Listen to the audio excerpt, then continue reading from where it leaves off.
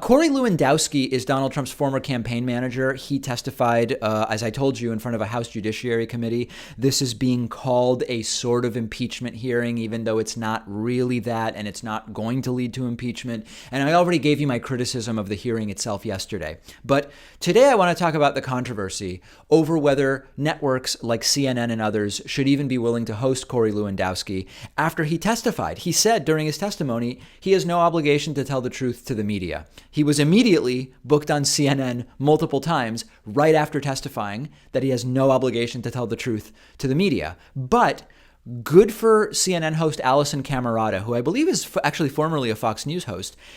Corey Lewandowski was truly embarrassed on live television. Now, there's a caveat to that word, embarrassed. I don't know that Corey Lewandowski, much like Donald Trump, is capable of feeling shame. So what I mean when I say he was embarrassed is, to anyone who has a proper barometer for what should cause one to feel shame, Corey Lewandowski was embarrassed on live television by Alisyn Camerota. I think if you ask him, he won't feel any shame. I don't think he's able to feel that. He tried the no collusion, no obstruction line. This is a talking point that all of these Trumpists have been using since the Mueller report came out. And Alisyn Camerota says, no, that is not what the Mueller report said. And then it's immediately revealed that Corey Lewandowski hasn't even read the Mueller report. He's lecturing Alisyn Camerota on what's in the Mueller report, even though he hasn't read it. Here's here's the first clip. It's really entertaining. So you confirmed that you were asked to obstruct justice. No, Alisyn, please. That's not what I confirmed at all. By the way, the Mueller report was very clear. There was no collusion. There was no obstruction. That's not what the Mueller report said, Corey. It absolutely says that. And Corey, you should read the page that states that on. And Bob Mueller wait a had the second, Corey. opportunity Hold on a second. to testify Hold on a second. Time out. Did you read the Mueller report? No, I never did. Then how do you know what it says? Because the members of Congress were very clear about what was in that report yesterday. And so I'm reiterating what they stated. No, Corey, sorry. Did you read the report? Corey, of course I had to read the report. You read the entire report? Corey, of course I had to read the entire report. And let me tell you what it said. Tell me. There were 10 different examples of obstruction of justice in there. That's not what it said. It did not say there were 10 examples of obstruction. Alisyn, you're being disingenuous. Corey? Of course, Alisyn Camerota is correct. I believe there were 14 possible obstructive acts, of which the 3 requirements were met on, I believe it's 8 of the 14 obstructive acts. And it's interesting that Corey Lewandowski is choosing to use the word disingenuous. There's this Trumpist who calls into my show named Jimmy from Philly. And he'll call in when I take live calls. And every time I say something he doesn't like or agree with, he says I'm being disingenuous. This has become almost like a reflexive meme for Trumpists, where if you call someone disingenuous, they circumvent having to discuss the actual truth or falsity of anything just by saying the person is being disingenuous and therefore they don't deserve to be listened to. That's exactly what Corey Lewandowski is trying to do here. And I'd love to say, wow, Alisyn Camerota really did something amazing here. This is just basic journalism. It's just happening so infrequently that in a way we've become unaccustomed to it. But this is exactly the way that these lying, he admitted that he lies to media during his hearing under oath.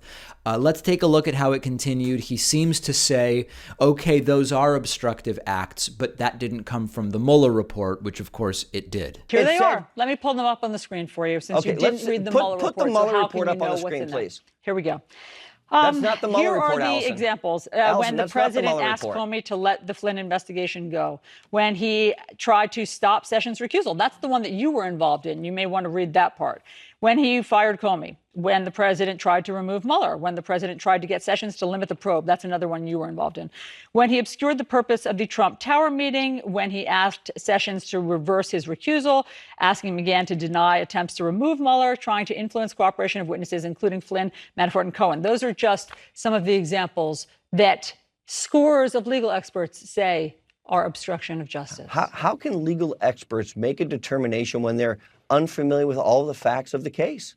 That is so disingenuous to go and make a predetermination as a, quote, legal expert without having the opportunity to hear both sides of the case. There it is again, disingenuous, attacking the character and motives of people because you don't like the facts that they're presenting to you. What is he even talking about? People who haven't heard the facts? The Mueller report said that the threshold for obstruction was met on 8 of those possible obstructive acts. Let's look at just a little bit more of this. How is that not a predetermination against this president? Because it's it lays very it out, disingenuous. Corey. It lays it out in the Mueller report, all of the examples that any regular citizen would have been charged and convicted of if they were not a sitting U.S. president. You know that part, right? I don't know that to be true. What I do know is that Attorney General Barr, the Deputy Attorney General of the United States, decided that there was no obstruction. And I believe in Attorney General Barr, unless you're saying that Attorney General Barr is not a qualified, competent individual, that he and the Deputy Attorney General. This is a technique that they love. You aren't saying that William Barr is unqualified or incompetent, are you, Alisyn Camerota? But the issue was never qualifications or competency with William Barr. It's that Barr is compromised, Barr is partial, Barr is biased, and he was brought in specifically as the hatchet man to prevent anything from moving forward on the off chance that there was the possibility of any kind of charge against the president moving forward. And the question I have for you is, after looking at this and after seeing Corey Lewandowski testify that he doesn't have to tell the truth to media outlets and regularly doesn't, as we found out, my question to you is, should CNN keep booking habitual, persistent, uncontrollable, malignant liars like Corey Lewandowski? Because on the one hand, you are legitimizing their lying by booking them after they say under oath, I lie to the media all the time, and then you reward them by giving them more publicity and booking them on your channel. On the other hand, the counter argument would be, Alisyn Camerota did make Corey Lewandowski look really dumb here, and maybe there is something to be gained, some net benefit from exposing them in this way. I'm opening up the question to you. Let me know what you think. I'm on Twitter at @DPakman. The show is on Twitter at David Pakman Show, and this seems actually like a really great topic for an upcoming Twitch stream. Please follow me at twitch.tv/David Pakman. If you have an Amazon Prime subscription already, you can subscribe free to you to my Twitch channel with Twitch Prime. Costs you nothing, but it counts as a paid subscription for me. Twitch.tv/David Pakman.